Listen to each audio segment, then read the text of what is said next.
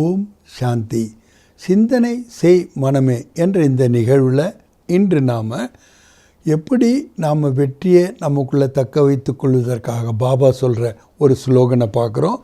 ஏகாகிரதா சஃபல்தா கா ஆதார. ஒருமுகப்படுதல் தான் வெற்றிக்கு ஆதாரமாக இருக்கின்றது.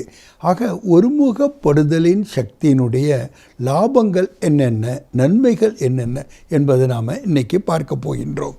ஆக ஏக் பாப் தூசரன்னா கொய், எனக்கு இருப்பது ஒரே ஒரு பாபா, வேறு யாருமே இல்லை என்ற அனுபவத்தை நமக்கு செய்விக்கிறது இந்த ஏகாகிரதா தான். அதே மாதிரி ஃபரிஸ்தா அவ்யக்த ஃபரிஸ்தாவினுடைய அனுபவத்தை நமக்கு செய்விக்கிறது கூட இந்த ஒன்று தான். அதே மாதிரி சர்வ சக்திகளை நம்ம பிராப்தி அடைய செய்வது, அதிலும் குறிப்பாக கண்டுபிடிக்கக்கூடிய சக்தி மற்றும் நிர்ணயிக்கக்கூடிய சக்தியை அதிகரிப்பதற்கான ஆதாரமும் இந்த ஒருமுகப்படுத்தக்கூடிய தன்மை தான். அதனால தான் பாபா சொல்கிறாங்க, நாம் புது இன்வென்ஷனை கண்டுபிடிக்கிறதுக்கு கூட ஆதாரமாக இருக்கிறது இந்த ஏகாகிரதா தான்.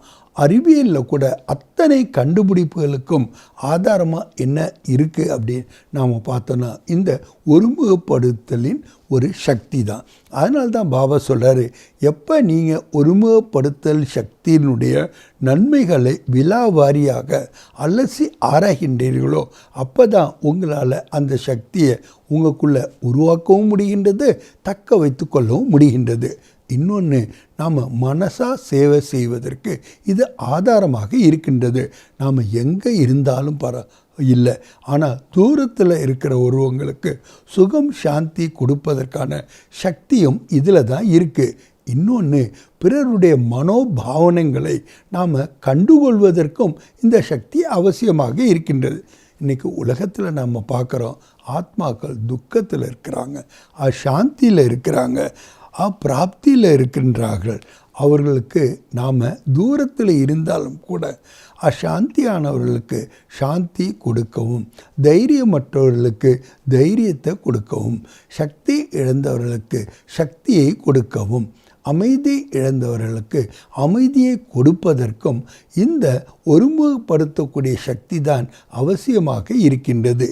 அதனால தான் பாபா சொல்கிறாங்க, நீங்கள் எப்போ ஒருமுகப்பட்டு தன்னை ஆத்மா என்று நினைத்து என்னை உங்களுடன் இணைத்து கொள்ளுகின்றீர்களோ, பாபாவை சாத்தியாக அனுபவம் செய்கின்றீர்களோ, பாபாவுடைய குடை நிழலின் கீழ் இருக்கின்றீர்களோ, அப்போ தான் உங்களுடைய மனது கூட அலைபாயாமல் இருக்கின்றது. எப்போ மனமானது ஒருமுகப்படுகின்றதோ அப்போ தான் அதனுடைய புத்தி கூட தீர்க்கமானதாக ஆகின்றது. ஆக புத்தி க்ளீன் அண்டு கிளியராக இல்லாமல் மனம் என்பது ஒருமுகப்படுவதற்கான வாய்ப்பே இல்லை. எப்படி ஒரு யானைக்கு அங்குசம் அதனுடைய கண்ட்ரோலில் இருக்கின்றதோ அதே மாதிரி நம்மளுடைய ஆசைப்படுகின்ற விருப்பப்படுகின்ற மனதிற்கு அங்குசமாக இருக்கின்றது க்ளீன் அண்ட் கிளியர் இன்டலெக்ட். அதை தான் பாபா தெய்வீகமான புத்தி என்று கூறுகின்றார்.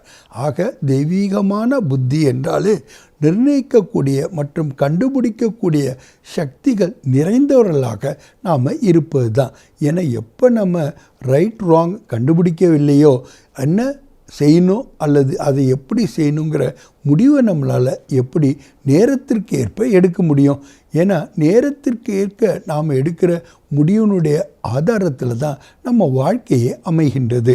இன்றைக்கி என்னுடைய வாழ்க்கை இப்படி இருக்குன்னா அது நான் கடந்த கால எடுத்த முடிவுகள், கடந்த காலத்தினுடைய என்னுடைய விருப்பங்கள் தான் ஆதாரமாக இருக்கின்றது. நான் எந்த அளவுக்கு என்னுடைய ரிசோர்ஸஸை யூஸ் பண்ணியிருக்கேன் என்பதும் காரணமாகிறது. அப்போ என்னுடைய எதிர்காலமானது வளமானதாக, சிறந்ததாக, ஒப்புயர்வற்றதாக இருக்க வேண்டுமென்றால் நான் நிகழ்காலத்தில் அதற்கான விருப்பம் உடையவனாகவும் இருக்க வேண்டும், அதற்கான சரியான தீர்வு எடுப்பவனாகவும் இருக்க வேண்டும். ஆக எனது ஃபோக்கஸ் எங்கே இருக்குது அதை பொறுத்து தான் என்னுடைய எதிர்காலமே அமைகின்றது. அதனால தான் பாபா சொல்கிறாரு, இந்த ஒருமுகப்படுத்தலின் சக்தியை நீங்கள் அதிகரியுங்கள். அப்போ தான் ஒரே ஒரு பாபா, வேறு யாருமே இல்லை என்ற அனுபவத்தையும் அவ்யக்த ஃபரிஸ்தாவினுடைய அனுபவத்தையும் உங்களால் செய்ய முடியும் என்று கூறுகின்றார். நல்லது.